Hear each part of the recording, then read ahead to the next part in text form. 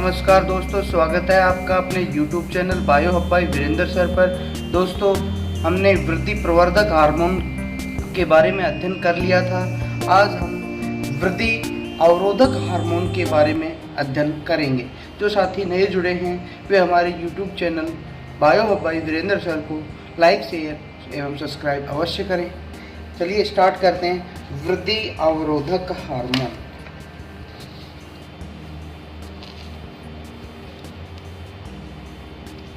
वृद्धि अवरोधक हार्मोन, हाँ जी, यानी वे हार्मोन जो पादपों के अंदर वृद्धि को, वे हार्मोन जो पादपों में वृद्धि को या वृद्धि की दर को क्या करते हैं? कम करते हैं। क्या कहलाते हैं? वृद्धि अवरोधक हार्मोन कहलाते हैं। इसमें हम पढ़ेंगे एब्सिसिक अम्ल, जिसे संक्षिप्त में ABA कहा जाता है। क्या कहा जाता है? ABA, abscisic acid. ओके, यानी यह पादपों में प्राकृतिक रूप से पाए जाने वाला वृद्धि अवरोधक हार्मोन है। ये नेचुरल रूप से पाया जाता है पादपों के अंदर। इन नेचुरल रूप से पाए जाने वाला क्या है? वृद्धि निरोधी हार्मोन है, जो विपरीत परिस्थितियों में पादपों की सहायता करता है। विपरीत परिस्थितियों में पादपों की सहायता करता है। इसलिए ABA हार्मोन को तनाव हार्मोन भी कहते हैं। स्ट्रेस हार्मोन, तनाव हार्मोन भी कहा जाता है। हाँ जी,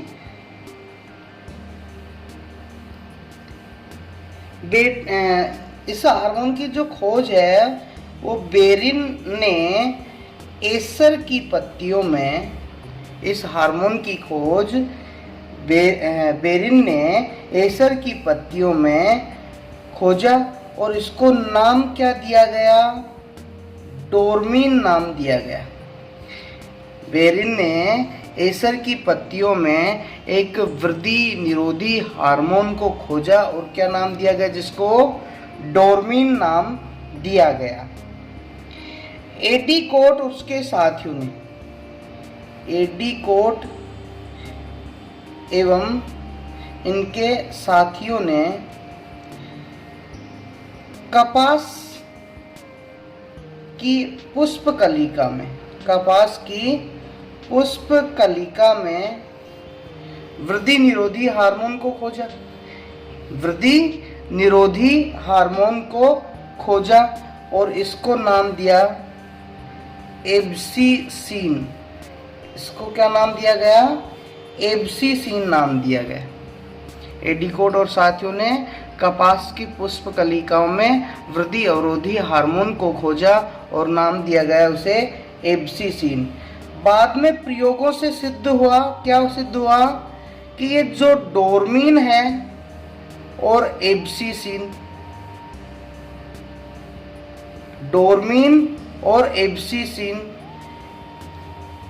दोनों क्या हैं? एक ही होते हैं। दोनों क्या हैं? एक ही होते हैं। अर्थात डोर्मिन और एब्सिसिन दोनों भाई एक ही प्रकार के हैं। इसलिए बाद में इनको क्या कहा गया? ABA कहा गया। बाद में इनको क्या कहा गया? ABA या एब्सिसिक अम्ल नाम दिया गया। हाँ भाई, ABA का जो रासायनिक सूत्र होता है, केमिकल फॉर्मूला वो होता है C15H20O4। C15H20O4 इसका रासायनिक सूत्र होता है। ABA 5 कार्बन से बनी 3 आइसोप्रीन, यानी ये 5 कार्बन से बनी, ये जो AB है वो 5 कार्बन से बनी 3 आइसोप्रीन। भाई 5 5 3 बार 5 3 15, यानी 5 कार्बन से बनी 3 आइसोप्रीन इकाई से मिलकर के ये बना होता है। इसमें एकल कार्बोक्सिलिक समूह पाया जाता है। एकल क्या पाया जाता है? कार्बोक्सिलिक समूह पाया जाता है। इसका निर्माण कैरोटीनॉइड में जल की कमी के कारण होता है। किसके कारण होता है? यानी निर्माण कैसे होता है इसका?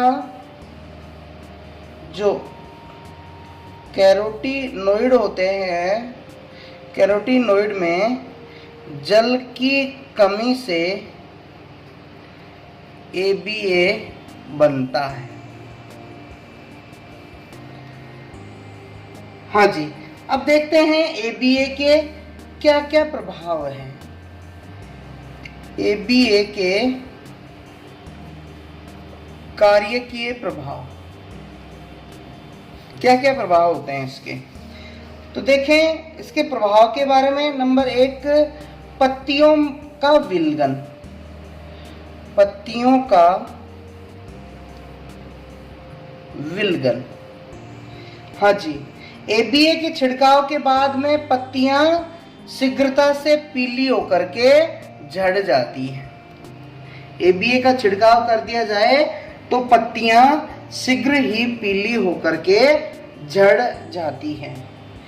दूसरा देखें, कलियों और बीजों की प्रसुप्तता को तोड़ने के लिए, यानी कलियों एवं बीजों की प्रसुप्तता को भंग करने के लिए, यानी पुष्प कलिकाओं पे और बीजों पे यदि ABA का छिड़काव कर दिया जाए तो कलियों के अंदर वृद्धि और बीजों का अंकुरण हो जाता है। कलियां तो क्या करने लग जाती हैं? वृद्धि करने लग जाती हैं, और बीज क्या करते हैं? अंकुरण आरंभ कर देते हैं। अंकुरण आरंभ कर देते हैं। अगली बात करें, वाष्पोत्सर्जन रोधी। वाष्पोत्सर्जन रोधी, हाँ भाई, ABA के अल्प मात्रा में छिड़काव से पत्तियों के जो रंध्र होते हैं वो बंद हो जाते हैं। यानी इसका बहुत अल्प मात्रा में क्या कर दिया जाए? छिड़काव कर दिया जाए तो रंध्र हैं वो बंद हो जाते हैं। पत्तियों के रंध्र बंद हो जाएंगे, और सीधी सी बात है, रंध्रों के बंद होने से वाष्पोत्सर्जन की क्रिया है वो बहुत मंद हो जाती है या धीमी हो जाती है। इस कारण ABA कैसा है? वाष्पोत्सर्जन रोधी है। वृद्धि का संबंधन।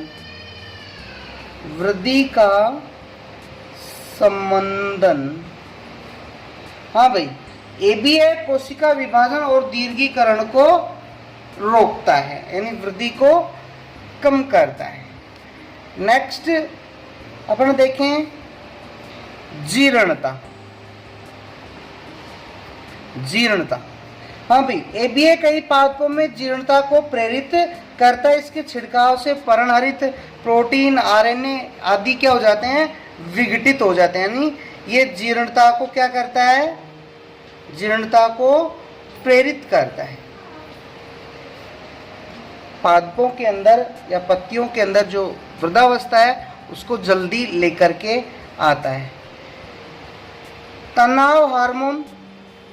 तनाव हार्मोन के रूप में, हाँ भाई, इसका निर्माण जल के अभाव में पत्तियों के अंदर होता है। ये अपन ने देखा ही था यहाँ पे, यानी कैरोटीनॉइड में जल की कमी से, कैरोटीनॉइड कहाँ पाया जाता है? पत्तियों में, और पत्तियों में जब जल की कमी हो जाती है तो ABA बनता है। तो क्या लिख रहा, क्या बोलेंगे अपन? इसका निर्माण कब होता है? जल के अभाव में पत्तियों में होता है, जिससे रंध्र क्या हो जाते हैं?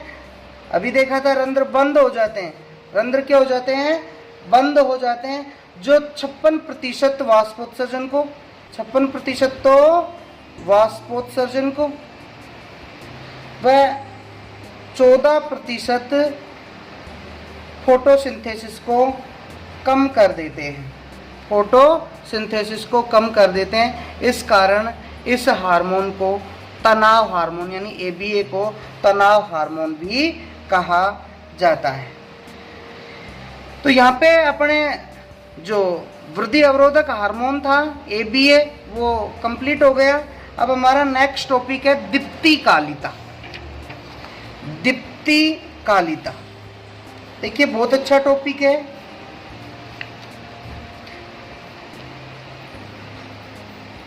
दीप्तिकालिता, दीप्ति का मतलब होता है प्रकाश और काल का मतलब होता है समय, यानी प्रकाश की समयावधि। प्रकाश की समयावधि क्या है, दीप्तिकालिता है।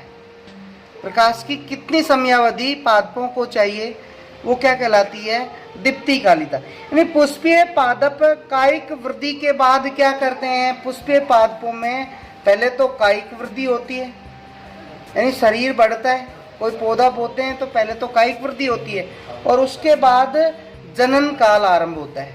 क्या आरंभ होता है, जनन काल आरंभ होता है। अर्थात इनमें पुष्पन क्रिया आगमन यानी पुष्पन क्रिया शुरू हो जाती है। जनन काल के अंदर क्या होता है, पादप पुष्पन क्रिया आरंभ करते हैं, जो कई कारकों के ऊपर निर्भर करती है, जिनमें से एक कारक क्या है, दीप्तिकालिता है। एक कारक क्या है भाई, दीप्तिकालिता। अर्थात प्रकाश की अवधि एक कारक होता है जिसके ऊपर पादपों में पुष्पन क्रिया डिपेंड करती है। दीप्तिकालिता को अपन इस तरह समझ सकते हैं कि दिन की वह लंबाई, दीप्तिकालिता को इस प्रकार से समझ सकते हैं कि दिन की वह लंबाई जो पौधों में पुष्पन हेतु अनुकूल होती है, अनुकूल होती है, क्या कहलाती है, दीप्तिकालिता। यानी दिन की वह लंबाई जो पादपों में पुष्पन के लिए अनुकूल होती है, उस अवधि को या उस समय को दीप्तिकाल कहते हैं। एक वैज्ञानिक हुए हिलमैन, हिलमैन के अनुसार प्रकाश तथा अंधकार अवधियों के अंतरालों के प्रति पौधे क्या करते हैं, अनुक्रिया दर्शाते हैं। किसके प्रति, प्रकाश व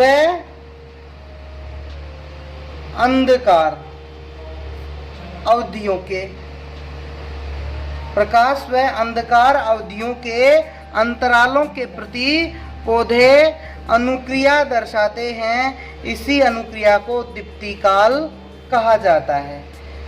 पौधे दीप्तिकाल के आधार पर 3 प्रकार के होते हैं, यानी दीप्तिकालिता के आधार पर पौधे कितने प्रकार के हैं, 3 प्रकार के। पौधे कितने प्रकार हैं, 3 प्रकार की। पहले अल्प दीप्तिकालिता, अल्प दीप्तिकालिता, इनको लघु दिवस पादप कहते हैं, लघु दिवस पादप। अल्प दीप्तिकालिता, लघु यानी शॉर्ट, दिवस यानी डे और पादप plant, SDP short day plant. यानी वे पादप जिन्हें क्रांतिक दीप्तिकाल से, एक क्रांतिक दीप्तिकाल से, यानी वे पौधे जिन्हें क्रांतिक दीप्तिकाल से, जैसे हम समझ सकते हैं एक दिन की अवधि जैसे 24 घंटे है तो अपन 12-12 घंटे माने, ये दीप्तिकाल और ये अंधकाल। तो क्रांतिक दीप्तिकाल जैसे अपन 12 घंटे मान रहे हैं, यानी वे पौधे जिन्हें क्रांतिक दीप्तिकालिता से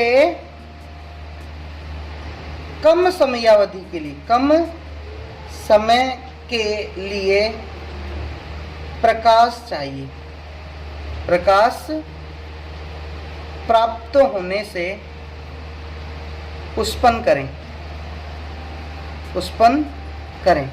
यानी ये पौधे कम समय के लिए, तो इन पौधों को कम समय के लिए तो प्रकाश व अधिक समय के लिए अंधकार की आवश्यकता होती है। अगर ऐसी सिचुएशन इनको प्राप्त होती है तभी ये पौधे क्या करते हैं, पुष्पन क्रिया करते हैं। इस कारण इनको क्या कहा जाता है, एसडीपी कहा जाता है।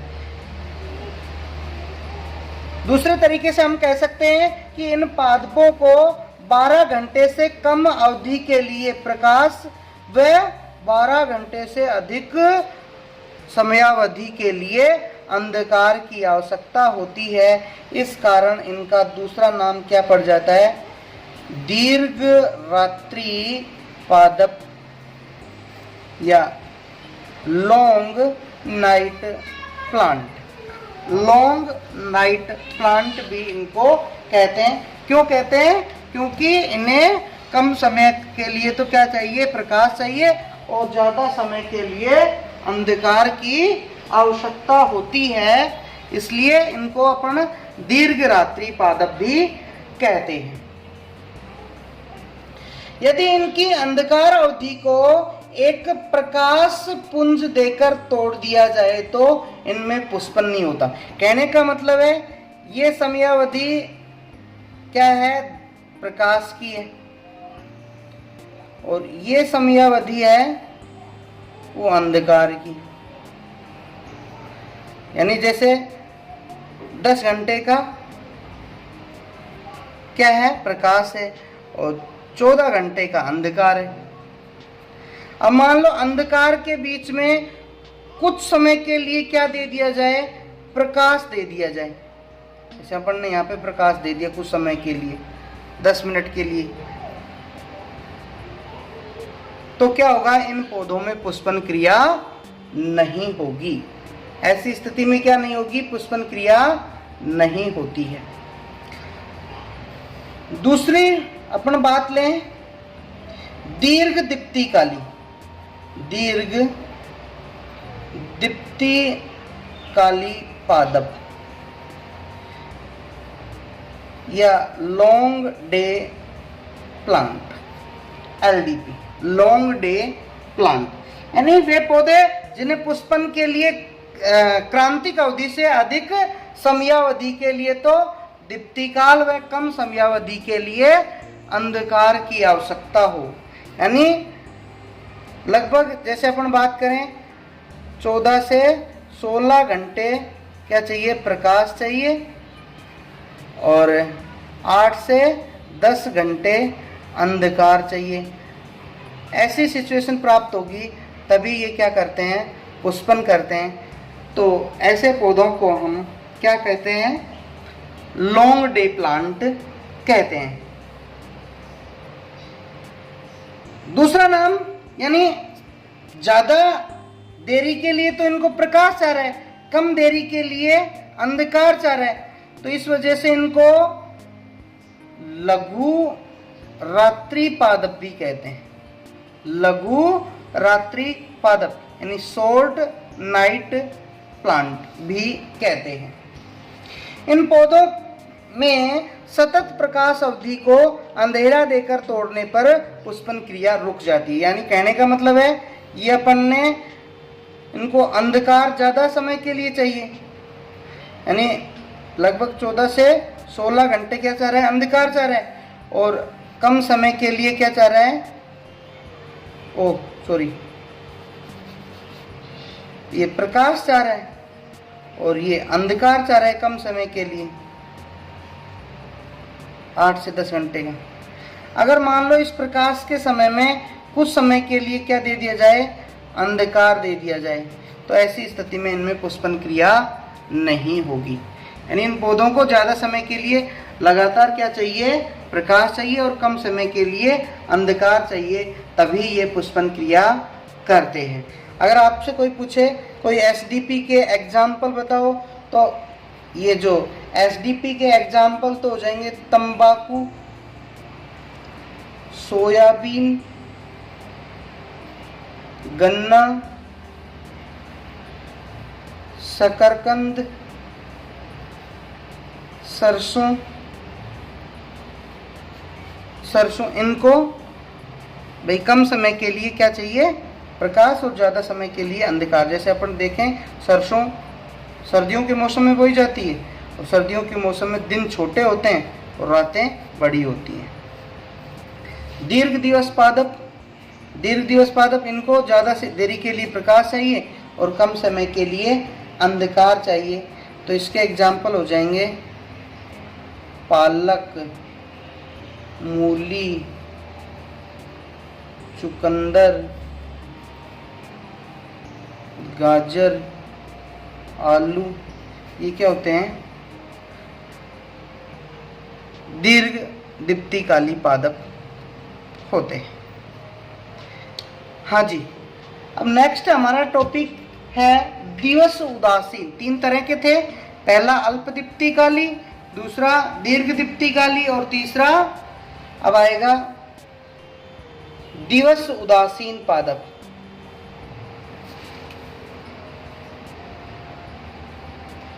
दिवस उदासीन पादप अर्थात इनको हम क्या बोलेंगे, DNP, डे नेचुरल प्लांट। यानी वे पौधे जिनकी पुष्पन क्रिया पर दीप्ति काल का कोई प्रभाव नहीं पड़ता, अर्थात ये सभी संभव दीप्ति कालों में पुष्पन करते हैं। यानी ना तो इनको ऐसे कोई कि कम समय के लिए प्रकाश चाहिए और ना जरूरी है कि ज़्यादा समय, जैसी भी इनको सिचुएशन प्राप्त होगी उस वैसे ही सिचुएशन में ये क्या करते हैं, पुष्पन करते हैं। इसके एग्जाम्पल हो जाएंगे टमाटर, कपास, मिर्च, सूरजमुखी, इसके एग्जाम्पल हो गए। हाँ जी, दीप्ति काल का प्रेरण स्थल। दीप्ति काल का प्रेरण स्थल, दीप्ति काल का प्रेरण स्थल। दीप्ति काल को पादप मुख्यतः पत्तियों और कलिकाओं से ग्रहण करते हैं। इस दीप्ति काल को पौधे कहाँ से ग्रहण करते हैं, पत्तियों से और पुष्प कलिकाओं से, या कलिकाओं, पुष्प कलियों से इस दीप्ति काल को पौधे ग्रहण करते हैं। एक वैज्ञानिक थे चोलिया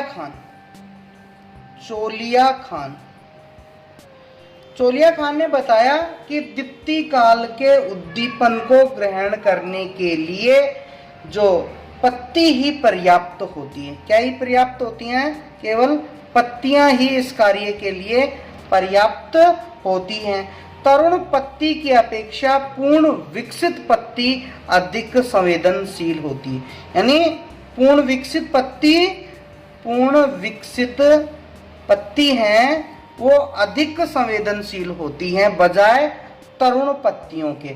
पत्तियों में जीर्णता आने पर संवेदनशीलता धीरे धीरे क्या हो जाती है, घट जाती है। ये उद्दीपन पत्तियों से पुष्प कलिकाओं को फ्लोएम द्वारा पहुंचाए जाते हैं। यानी पत्तियों से फ्लोएम द्वारा इन उद्दीपनों को कहाँ पहुंचाए जाते हैं, पुष्प कलिकाओं के अंदर इन उद्दीपनों को पहुंचाया जाता है। ये उद्दीपन है वो उसकी अपना क्रिया विधि की बात करें, यानी दीप्ति कालिता की जो क्रिया विधि है उसकी बात करते हैं, तो पहला आता है फ्लोरीजन परिकल्पना।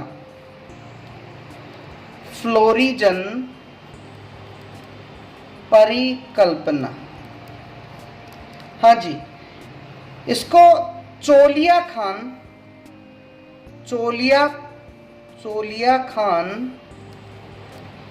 परिकल्पना भी कहते हैं। इसका दूसरा नाम क्या है, चोलिया खान परिकल्पना।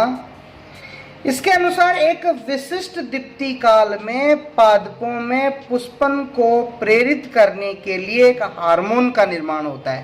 यानी एक विशिष्ट दीप्ति काल में पादपों में पुष्पन के लिए एक हार्मोन का निर्माण होता है जिसे फ्लोरिजन हार्मोन कहते हैं। क्या कह सकते हैं? यानी एक विशिष्ट दीप्ति काल में पादपों में क्या निर्माण हुआ? एक विशेष हार्मोन का निर्माण हुआ, विशेष हार्मोन बना, और इस हार्मोन को क्या कहते हैं? फ्लोरिजन हार्मोन कहते हैं। इस हार्मोन को क्या कहा गया? फ्लोरिजन हार्मोन कहा जाता है। फ्लोरिजन है दो यौगिकों का सम्मिश्र है। फ्लोरिजन है दो यौगिकों से मिलके बना होता है। फ्लोरिजन कितने यौगिकों से मिलके बना है? दो यौगिकों से। इसका पहला यौगिक तो होता है जिब्रेलिन, जिब्रेलिन होता है, और दूसरा होता है एंथेसिन। दो यौगिकों से मिलके बना है जिब्रेलिन और एंथेसिन। यानी यह स्तंभ में परिवर्धन व वृद्धि को प्रेरित करता है। ये तो क्या करता है? स्तंभ में परिवर्धन एवं वृद्धि को प्रेरित करता है। और जो ये एंथेसिन है यह पुष्पन को प्रेरित करता है। ये किसको प्रेरित करता है? पुष्पन को प्रेरित करता है। जिब्रेलिन है वो एलडीपी पादपों के लिए आवश्यक है, जबकि एंथेसिन एसडीपी पादपों के लिए। ये तो किन के लिए आवश्यक है? जिब्रेलिन लॉन्ग डे प्लांट यानी दीर्घ दिवस पादपों के लिए, और एंथेसिन शॉर्ट डे प्लांट के लिए आवश्यक होता है। अब बात करें अपन, यानी यदि एलडीपी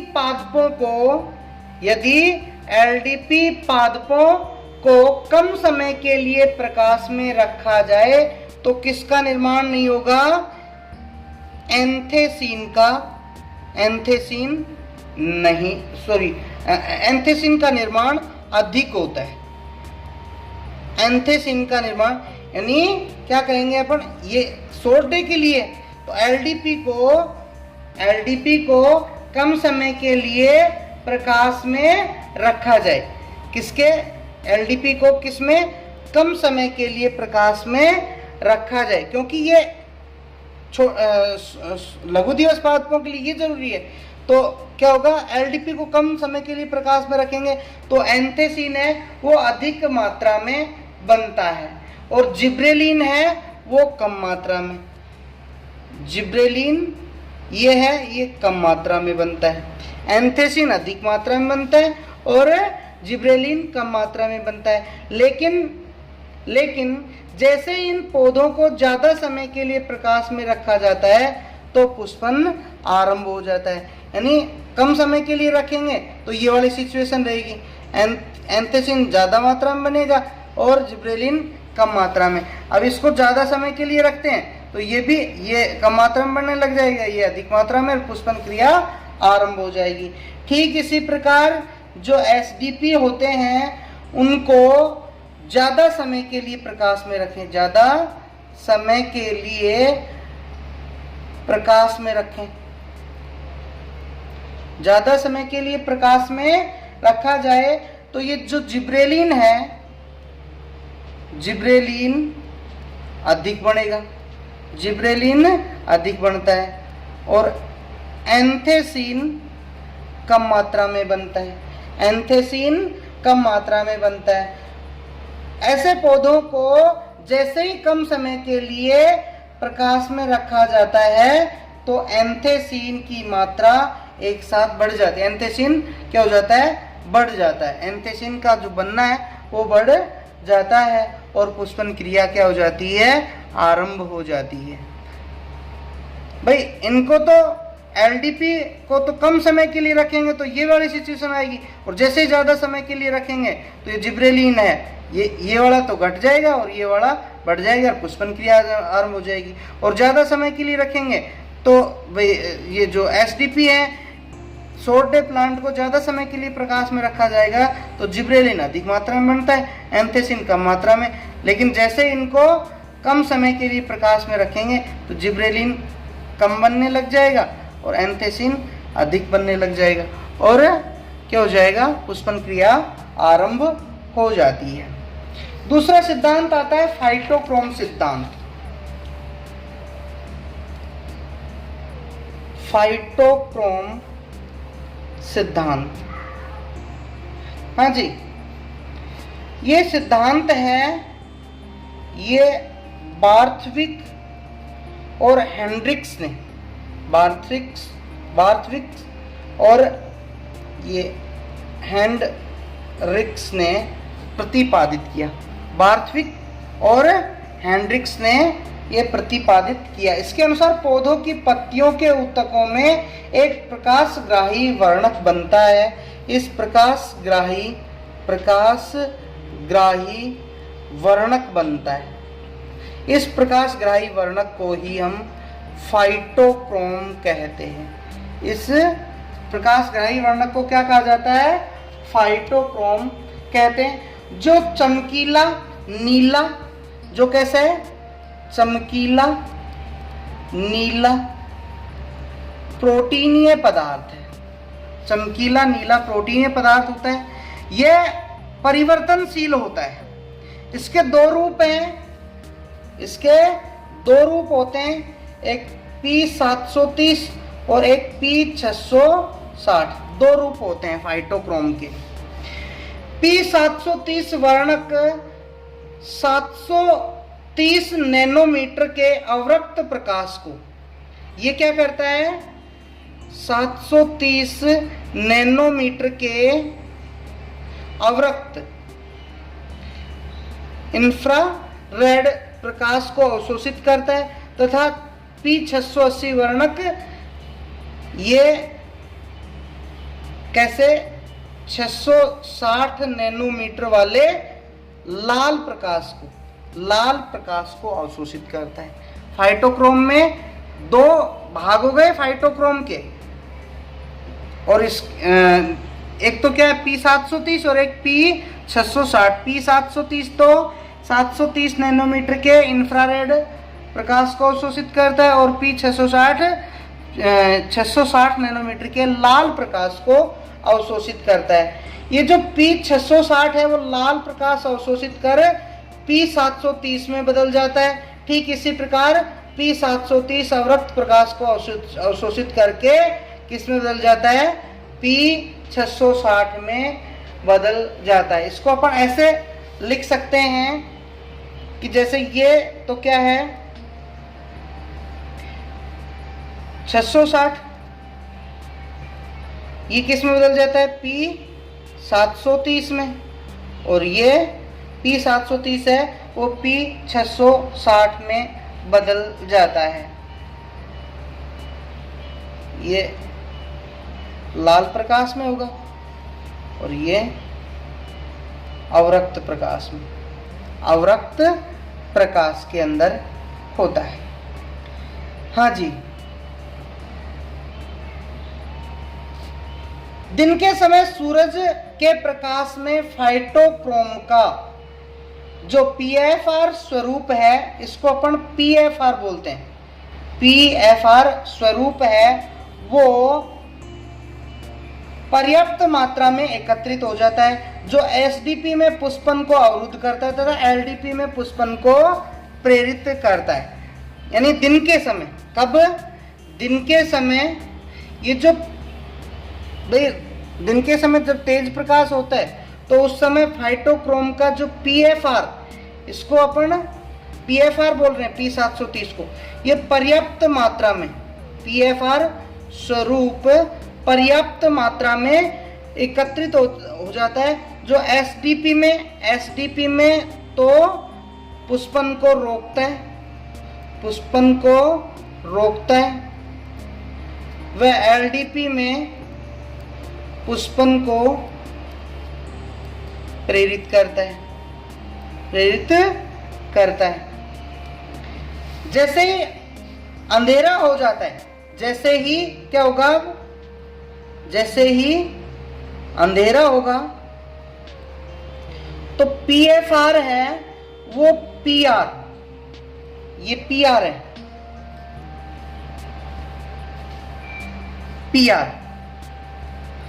PR स्वरूप के अंदर बदल जाएगा।